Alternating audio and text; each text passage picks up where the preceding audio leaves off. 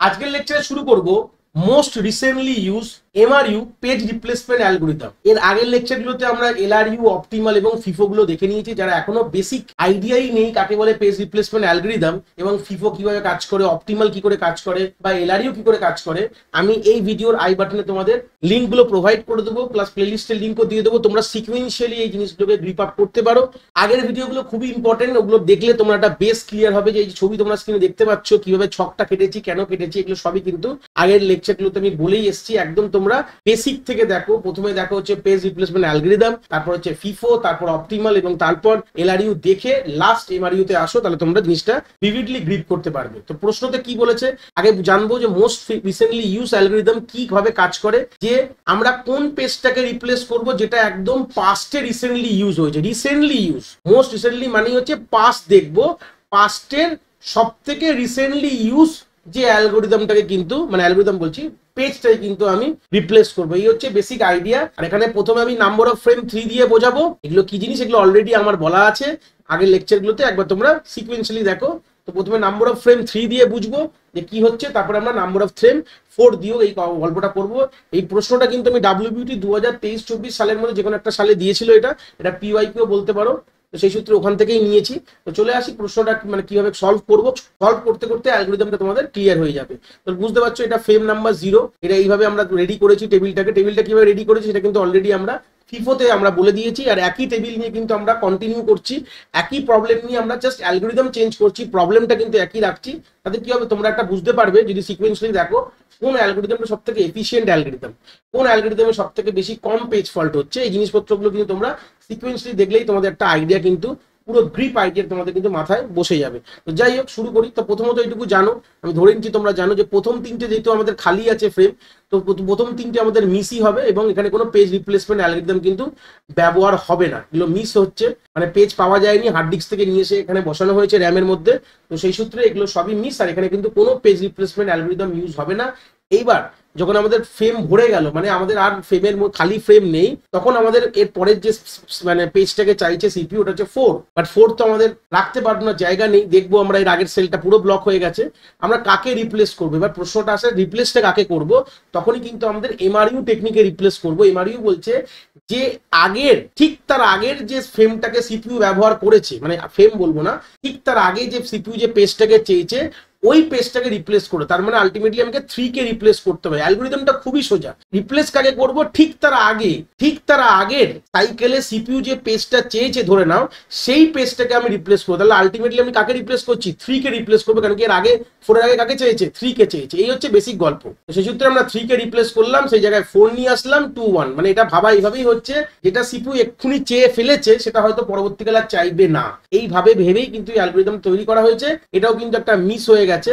তাহলে এই দুটোর ক্ষেত্রে দেখো এখানে দুটোতেই হিট হবে, এখানে 2 আর 1 অ্যাভেলেবেল এখানে রয়েছে। সেই সূত্রে দিস 2 আর হিট বলতে পারো। তো হিট হলে কি করবে বলেছিলাম আমরা, অ্যাজ ইউজুয়াল দেখে দেখে কিন্তু কপি করে দেবো। এগুলো কিন্তু অলরেডি বলে এসেছি বেসিকে। তাহলে অ্যাজ ইউজুয়াল দেখে দেখে দুটোকে কপি করে দিলাম। এবার সিপিইউ চাইছে 5 কে চাইছে, তাহলে 5 কে চাইলে কি হবে, কাকে রিপ্লেস করবো, ঠিক তার আগেরটাকে, মানে 1 কে রিপ্লেস করে দাও। সিম্পল চোখ বুঝে 1 কে রিপ্লেস করে দিয়েছো, তার মানে এই সেলটাকে রিপ্লেস করেছো, মানে এই ফ্রেমটাকে, এই ফ্রেমের মধ্যে এই পেজ নাম্বারটাকে রিপ্লেস করে এখানে 5 বসিয়ে দিলাম, 2 4 অ্যাজ ইউজুয়াল থাকবে। এটা কিন্তু মিস হয়ে গেছে। এবার 6 কে চাই, 6 এ তো জায়গা নেই, দেখতে পাচ্ছি। কাকে রিপ্লেস করবো, 5 কে, কেন এর আগে 5 কে চেয়েছে। তাহলে 6 2 4 হয়ে গেল, এটাও মিস হয়ে গেল। তো 2 পাওয়া গেছে বলে আমরা কি হবে, হিট হয়ে গেল। তো 6 2 4 এখানে অ্যাজ ইউজুয়াল লিখবো, হিট হয়ে গেছে।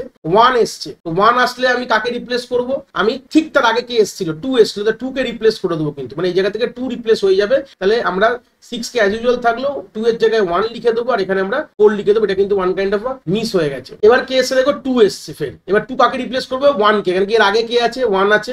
তাহলে 1 যে আমাদের যেই ফ্রেমে আছে পেজটা, সেই পেজটাকে রিপ্লেস করে এখানে 2 লিখলাম, 6 4 অ্যাজ ইউজুয়াল থাকলো। এটাও কিন্তু আমাদের মিস হয়েছে। নেক্সট এসছে 3, কাকে রিপ্লেস করবে, 2 কে, ঠিক তার আগে কে রিপ্লেস করছে কিন্তু, দেখো এখানে 3 রিপ্লেস হলো, 6 আর 4 অ্যাজ ইউজুয়াল থাকলো, এটাও মিস হয়েছে।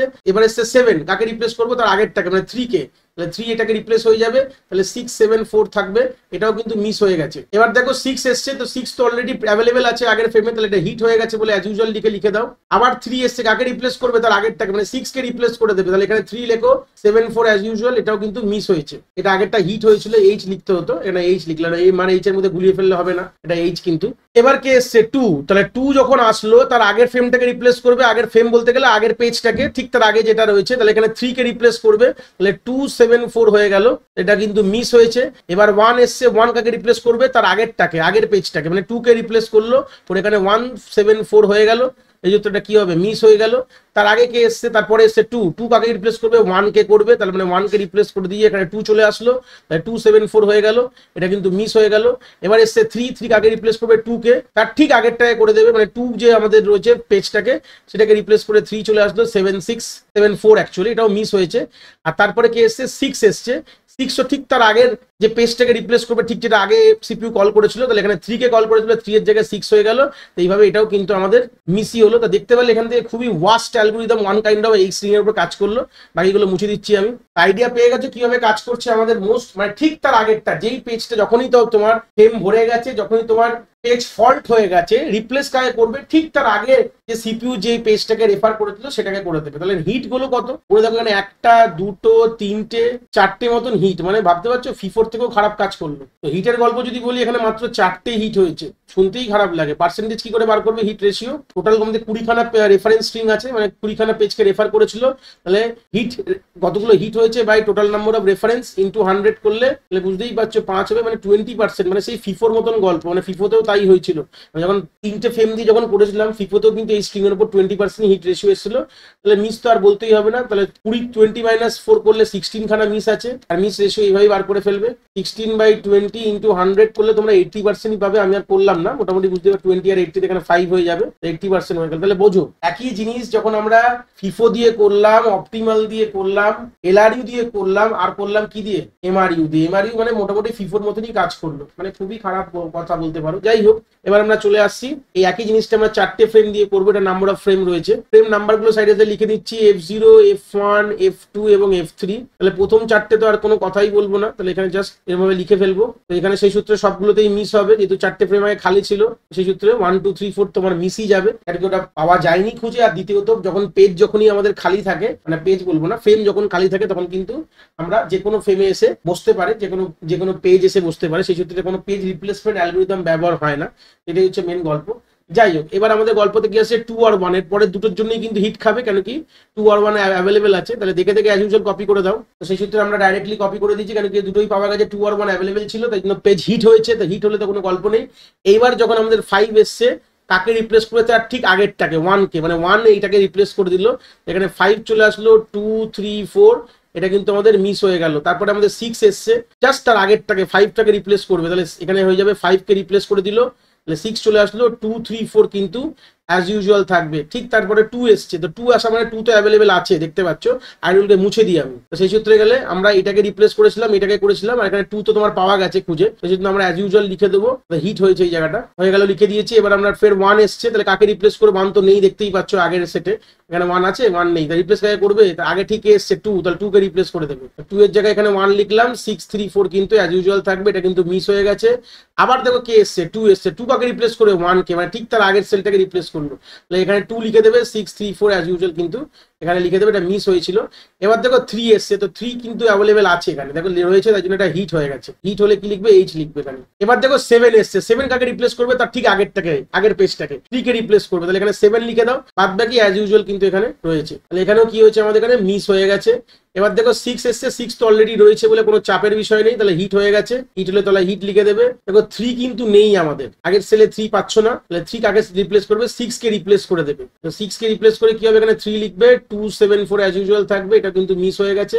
এবার 2 অলরেডি আছে দেখতে পাচ্ছ, তাই জন্য কি হয়েছে, হিট হয়ে গেছে, 3 2 7 4, তাহলে এখানে হিট লিখে দাও। নেক্সট কে এসছে, 1 এসছে, তো 1 তো নেই, দেখতে পাচ্ছ এখানে 1 নেই, তাকে রিপ্লেস করবে তার আগেরটাকে, ঠিক আগের পেজটাকে, মানে 2 কে রিপ্লেস করে এখানে 1 লিখবো, অ্যাজ ইউজুয়াল বাদ বাকি এখানে যা ছিল তাই থাকবে, তাহলে আমরা মিস লিখে দেবে। এবার দেখো ফের 2 এসছে, তো 2 তো অ্যাভেলেবেল নেই, এখানে তাকে রিপ্লেস করবে ঠিক তার আগেরটাকে, মানে 1 কে রিপ্লেস করে এখানে 2 করে দেবো, 3 2 7 4, এটাও কিন্তু আমাদের মিস হয়েছে। তো সেই সূত্রে নেক্সট আসছে 3 তো রয়েছে এখানে, তাহলে হিট হয়ে গেছে, তাহলে তো অ্যাজ ইউজুয়াল লিখে দেবে, কোনো অসুবিধা নেই। এবার দেখো 6 এসছে, তো 6 এর আগে কি আছে, 3 6 তো অ্যাভেলেবেল নেই এখানে, রিপ্লেস কাকে করবে, 3 কে রিপ্লেস করবে, তাহলে 3 এর জায়গায় 6 লিখবে, তাহলে 3 এর জায়গায় আমরা কি লিখছি 6 এর আগেই 3 আছে, তাহলে 6 2 7 4, এটা কিন্তু এখানে মিস হয়েছে। মানে কতগুলো হিট হয়েছে গুনে নাও, এখানে একটা হিট, এখানে একটা হিট, এখানে একটা হিট হয়েছে, মানে 3টে 4টে হিট, 5টা 6টা 7টা হিট হয়েছে।